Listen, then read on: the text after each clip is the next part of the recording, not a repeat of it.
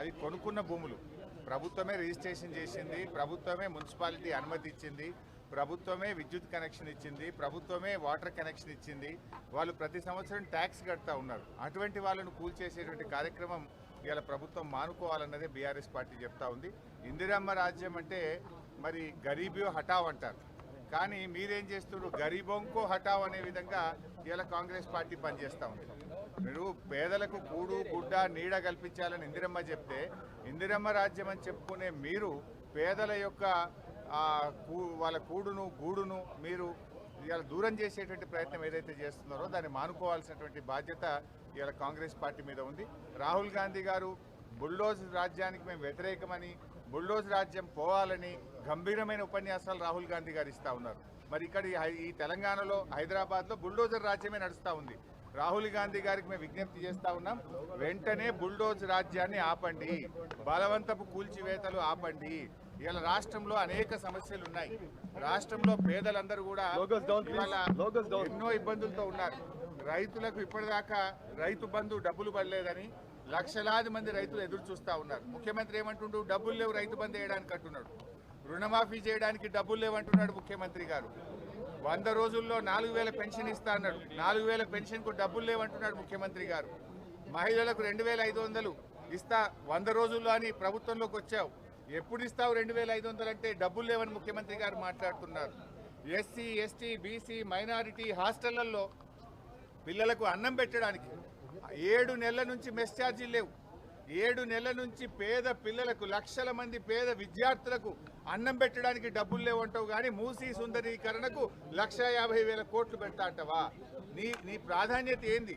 పేద పిల్లలకు బుక్కెడు కడుపు నిండా అన్నం పెట్టి చదువు చెప్పడం నీ ప్రాధాన్యతనా? 1,00,000 కోట్లు ఖర్చు పెట్టి మూసీ సుందరీకరణ చేయడం నీ ప్రాధాన్యతన్నా?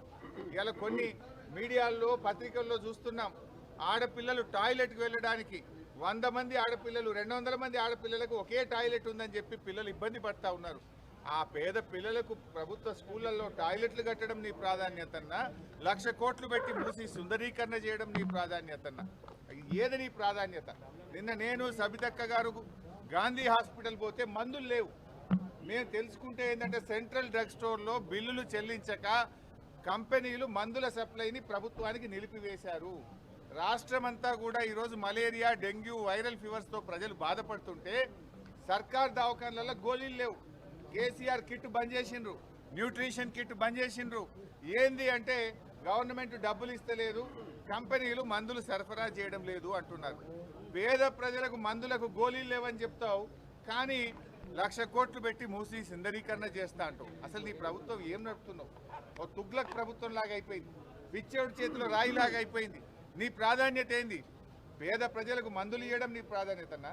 పేద పిల్లలకు కడుపు నిండా అన్నం పెట్టడం నీ ప్రాధాన్యతన్నా? రైతులకు ఇచ్చిన మాట ప్రకారంగా 7,500 రైతు భరోసా ఇవ్వడం నీ ప్రాధాన్యతన్నా? 1,00,000 కోట్లు పెట్టి నువ్వు సుందరీకరణ చేయడం నీ ప్రాధాన్యతనా? ఏది నీ ప్రాధాన్యత? నువ్వు ఏం చెప్పి ప్రజలకు అధికారంలోకి వచ్చావు? ప్రజలకు ఇచ్చిన మాట ముందు నిలబెట్టుకో. సోనియా గాంధీ గారు తానే స్వయంగా హైదరాబాద్కి వచ్చి ప్రజలకు నేను మీ తల్లిగా హామీ ఇస్తున్నా అని ఇదే తుక్కుగూడలో మరి హామీ ఇచ్చారు. నేను అడుగుతా ఉన్న సోనియా గాంధీ గారిని, మీరు ప్రజలకు ఇచ్చిన హామీలు ముందు అమలు చేస్తారా? హామీలు పక్కన పెట్టి ప్రజలను గాలి కొదిలేసి పాలన పక్కన పెట్టి 1,00,000 కోట్లు పెట్టి మూసి సుందరీకరణ చేస్తారా? నిన్న ఆయన మాట్లాడుతున్నాడు, దానం కిషోర్ గారు, మేము ఎవరిని బలవంతంగా తొలగించమని. మరి ఎందుకు డబుల్ బెడ్రూమ్ ఇల్లు ఇచ్చి బలవంతంగా మీరు వెళ్తారా వెళ్ళరా అని మెడ మీద కత్తి పెడుతున్నారు? ఎందుకు నంబరింగ్ చేస్తూ ఉన్నారు? డ్రోన్లు పెట్టి ఎందుకు మీరు పైనుంచి ఎఫ్టీఎల్ డిసైడ్ చేస్తున్నారు? ఆ ఎఫ్టీఎల్ కానీ బఫర్ కూడా ఒక్కొక్క చోట ఒక్కొక్క రకంగా పెడుతున్నారు. అంటే పేదల ఇల్లు కూలుస్తారట, పెద్ద పెద్ద బడా కంపెనీలకు ఆ భూములు కేటాయించి అక్కడ సుందరీకరణ పేరు మీద రియల్ ఎస్టేట్ వ్యాపారం చేస్తారట. ఈ ముఖ్యమంత్రి గారు రియల్ ఎస్టేట్ మీద ఎక్కువ దృష్టి పెట్టిండు. ఫార్మా సిటీకి కేసీఆర్ గారు 15,000 ఎకరాల భూమి సేకరిస్తే ఫార్మా సిటీని పక్కన పెట్టి అక్కడ రియల్ ఎస్టేట్ 4th సిటీ అని రియల్ ఎస్టేట్ బ్రోకర్గా అవతారం ఎత్తిండు ముఖ్యమంత్రి గారు. ఆడ ఫార్మా సిటీని 4th సిటీ అంటాడు. ఈ మూసీ సుందరీకరణ పేరు మీద ఇక్కడ బడా బడా కంపెనీలు తెచ్చి ఇక్కడ కూడా రియల్ ఎస్టేట్ వ్యాపారం చేస్తున్నాడు. అసలు ఆ డిపిఆర్కే 1,500 కోట్లట. ప్రపంచంలో ఎక్కడన్నా విన్నామా? ప్రాజెక్టుకు 1,500 కోట్లంటే విన్నాం, కానీ మూసీ ప్రాజెక్టు డిపిఆర్కే 1,500 కోట్లు పెట్టి డిపిఆర్ చేయిస్తారట. అంటే నువ్వు 1500 కోట్లు పెట్టి డిపిఆర్ చేయిస్తా అంటున్నావు, కనీసం 150 కోట్లు పెట్టి పేద పిల్లలకు మందులు ఇవ్వడం చేత కాదా? పేద ప్రజలకు ప్రభుత్వ దవాఖానలో మందులు ఇవ్వడం మీద ఎందుకు దృష్టి పెట్టావు నువ్వు? ఎస్సీ ఎస్టీ బీసీ హాస్టల్లో అన్నం పెట్టడం మీద ఎందుకు ఆలోచించావు? ఇవాళ 9th 10th ప్రభుత్వ స్కూళ్ళల్లో 9వ తరగతి 10వ తరగతి చదివే పిల్లలకు 7 నెలల నుంచి మధ్యాహ్న భోజనం యొక్క బిల్లులు రాక అన్నం పెట్టుడు కూడా ఇబ్బంది అవుతా ఉంది. ఈ సమస్యలన్నీ పక్కన పెట్టి ఈ సుందరీకరణ పేరు మీద ప్రజలను ఉసురు పోసుకోవద్దు, గోసబెట్టద్దు.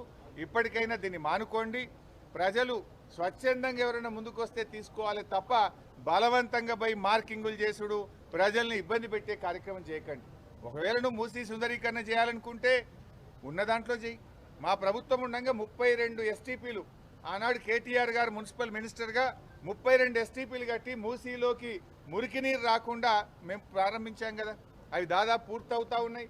ఇంకా కొంచెం బ్యాలెన్స్ వర్క్ ఉంది, దాన్ని పూర్తి చేయి. మూసీలో మురికి నీరు రాకుండా చేయి. మూసీలోకి ఇవాళ ఎక్కడి నుంచి గోదావరి నీరు తెస్తావు నువ్వు? కేసీఆర్ కట్టించిన కాళేశ్వరం ప్రాజెక్టు నుంచి మూసీకి నువ్వు మంచినీళ్ళు తెస్తా, గోదావరి నీళ్ళు తెస్తా అంటున్నావు. కాళేశ్వరం దండగంటావు, కాళేశ్వరం కూలిపోయిందంటావు. నేనేమంటాడు దానం కిషోర్? వారం రోజుల్లో టెండర్ పిలుస్తున్నాం, 5000 కోట్లు శాంక్షన్ చేసినాం. మేము ఆ మూసీలోకి గోదావరి నీళ్లు తెస్తా అంటున్నాం. ఎక్కడికి వస్తాయి గోదావరి నీళ్ళు? కేసీఆర్ కట్టించిన కాళేశ్వరం ప్రాజెక్టుకి వెళ్ళి గోదావరి నీళ్ళు తెస్తా అంటున్నావు నువ్వు.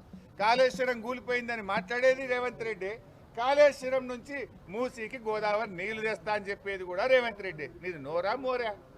మాట్లాడుతూ అర్థం పర్థం ఉండాలి. కాళేశ్వరం కూలైపోయిందంటావు, కాళేశ్వరంకి వెళ్ళి నీళ్ళు తెచ్చి గోదావరి నీళ్ళు మూసీలో వారిస్తా అంటావు.